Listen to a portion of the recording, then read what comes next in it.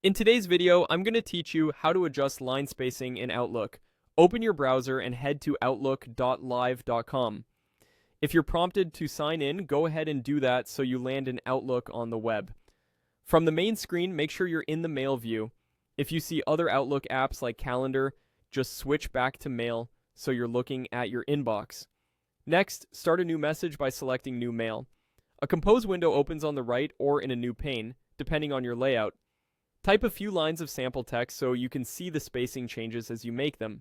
You can use placeholder text, a greeting, and a couple of short paragraphs, enough to make the spacing differences obvious. Now look at the top section of the message composer. This is your formatting toolbar. Alongside the font, size, and alignment options, you'll find the line spacing control. It typically looks like horizontal lines with up and down arrows. Click that spacing dropdown to open the menu. You'll see preset options for 1.0, 1.5, 150, and 2.0.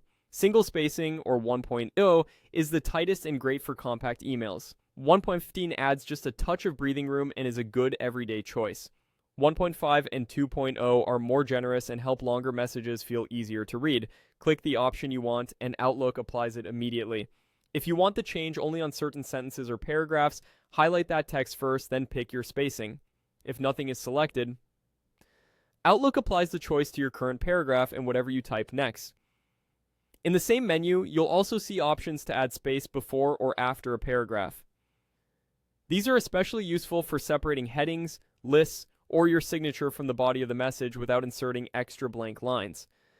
Toggle, add space before paragraph to create a clean buffer above a section, or add space after paragraph to add breathing room below it. You can combine both for a well-structured message that's easy to scan. If you paste content from another source and the spacing looks inconsistent, select the affected text and reapply your preferred line spacing and paragraph spacing.